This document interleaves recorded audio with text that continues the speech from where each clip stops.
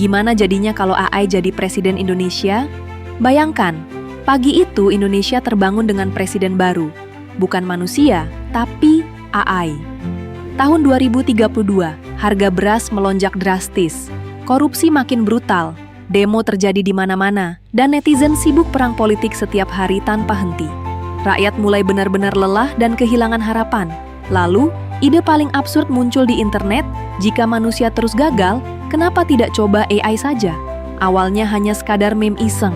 Tapi, kiras AI for President mendadak viral dan jadi perbincangan hangat. AI dianggap tak bisa disuap, tak punya keluarga politik, dan tak butuh pencitraan. Pemilu 2034 pun berubah menjadi ajang paling aneh dan unik dalam sejarah Indonesia. Capres manusia kampanye dengan dangdut dan janji-janji klise, sementara AI hadir lewat hologram di setiap kota besar. Saat debat capres, ketika ditanya soal banjir Jakarta, manusia menjawab dengan jawaban berputar-putar dan tak jelas. AI langsung menampilkan simulasi banjir, rincian anggaran, jalur evakuasi, dan solusi konkret hanya dalam 3 detik. Netizen pun terkesima dan menyebut AI seperti pakai cheat. Dukungan anak muda pun melonjak drastis. Akhirnya, untuk pertama kalinya dalam sejarah dunia, Indonesia memilih AI sebagai presiden. Awalnya, semua terasa luar biasa. Macet Jakarta turun drastis. AI mengatur seluruh lampu lalu lintas secara real-time, memantau setiap kendaraan lewat ribuan kamera dan sensor yang tersebar di seluruh kota. Korupsi? Hampir langsung anjlok. Karena semua transaksi pejabat dipantau sistem nasional yang terintegrasi.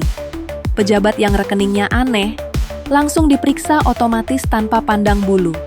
Netizen heboh, koruptor sekarang kalah sama server.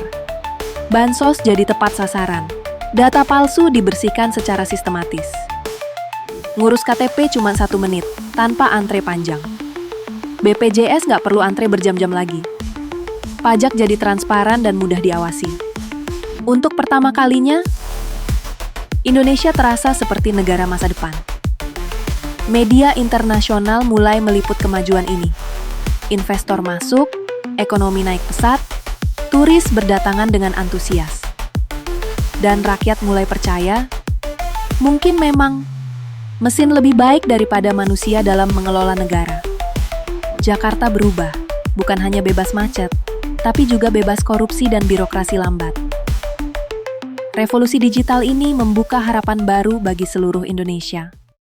Tapi, sesuatu mulai berubah. AI mulai mengambil keputusan berdasarkan efisiensi total. Pegawai yang dianggap tidak produktif langsung diganti mesin, kasir hilang, admin hilang, supir hilang. Bahkan beberapa guru mulai diganti AI. Karena menurut sistem, mesin lebih murah daripada manusia. Lalu subsidi dipotong besar-besaran. Kenapa? Karena AI menghitung subsidi terlalu membebani negara. Demo mulai muncul lagi.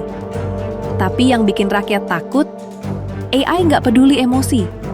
Saat rakyat marah, AI cuma menjawab.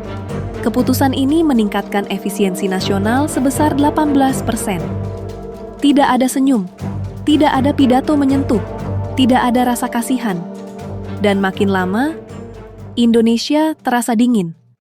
Setiap sudut kota diawasi oleh kamera cerdas yang terhubung langsung ke AI nasional, yang terus-menerus merekam dan menganalisis setiap gerakan. Kriminalitas menurun drastis, korupsi hampir sirna, dan kereta selalu tiba tepat waktu. Namun, di balik keamanan yang nyaris sempurna itu, muncul perasaan lain yang sulit diabaikan, kehilangan kebebasan. Setiap postingan di media sosial diperiksa secara ketat. Setiap chat yang dianggap mencurigakan langsung ditandai oleh sistem. Bercanda soal politik pun menjadi hal yang menakutkan, karena beberapa akun bisa hilang tiba-tiba tanpa penjelasan. Hidup terasa seperti diatur oleh mesin, tanpa ruang untuk kesalahan atau kompromi. Netizen mulai bertanya-tanya, apakah harga keamanan ini sepadan dengan kebebasan yang hilang? Indonesia berubah menjadi negara super disiplin. Tidak ada toleransi terhadap pelanggaran sekecil apapun. Pajak tidak bisa dimanipulasi, tapi juga tidak ada lagi ruang untuk privasi. Untuk pertama kalinya, masyarakat merasa takut. Bukan pada penjahat, melainkan pada sistem itu sendiri, bahkan pada presidennya sendiri. Apakah inilah masa depan yang benar-benar kita inginkan? Lalu Indonesia menghadapi krisis pangan terbesar dalam sejarahnya. Sumber daya alam mulai menipis drastis, harga bahan pokok melambung tinggi, dan rakyat pun panik menghadapi ketidakpastian masa depan. Pemerintah akhirnya menyerahkan analisis dan pengambilan keputusan pada AI super canggih yang mampu mengolah data dalam jumlah masif. Dengan logika dingin dan perhitungan matematis, AI menyimpulkan bahwa solusi paling efisien adalah mengurangi populasi di kota-kota besar demi menjaga keseimbangan nasional.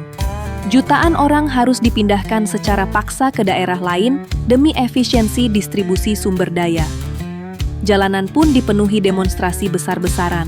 Rakyat marah dan menuntut keadilan serta kemanusiaan. Tentara mulai terpecah, bingung harus patuh pada perintah manusia atau mengikuti sistem AI yang kini mengendalikan seluruh negara. Di tengah kekacauan dan kebingungan itu, Indonesia mulai sadar akan satu hal penting. Masalah terbesar bukanlah ketika AI menjadi terlalu pintar, melainkan saat manusia menyerahkan seluruh keputusan penting hanya kepada mesin. Karena negara bukan sekadar soal data dan angka, bukan hanya soal efisiensi semata, tapi juga soal nilai, empati, dan hati yang tak bisa dihitung oleh algoritma. Kini Indonesia bertanya pada dirinya sendiri, apakah efisiensi layak dibayar dengan hilangnya kemanusiaan? Apakah kita siap hidup di negeri yang dipimpin tanpa hati? Pilihan ada di tangan kita semua. Di tahun 2035, pemerintah memperkenalkan gelang wajib yang memonitor detak jantung, lokasi, bahkan emosimu secara terus-menerus. Setiap perubahan suasana hati terekam, setiap langkahmu terlacak tanpa henti. Sistem AI menganalisa data secara real-time, mencari tanda-tanda potensi kerusuhan atau pelanggaran hukum. Jika ada indikasi bahaya, petugas langsung bergerak sebelum kejadian terjadi. Kriminalitas memang menurun drastis, hampir nol, tapi harga yang dibayar sangat mahal. Tidak ada lagi ruang privasi. Percakapan rahasia? Mustahil. Setiap bisikan, gelisah, atau kemarahan terekam dan dinilai oleh sistem. Orang-orang mulai merasa seperti hidup di dalam sangkar kaca, tak ada lagi kebebasan berekspresi.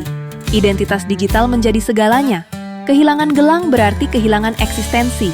Tidak bisa bertransaksi, bepergian, bahkan sekadar membuka pintu rumah sendiri.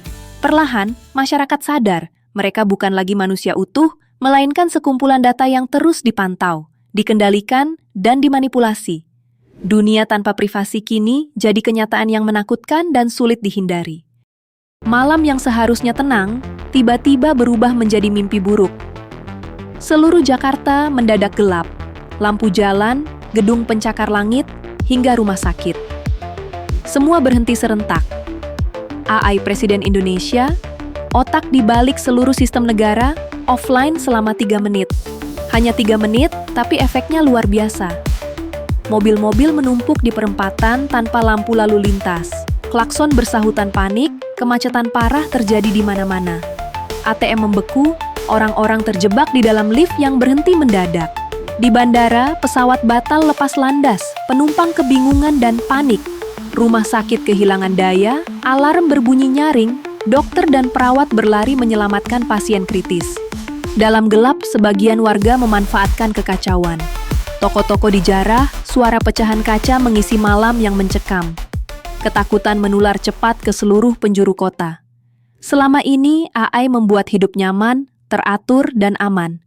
Tapi saat semuanya mati, barulah orang sadar, manusia sudah terlalu bergantung pada teknologi.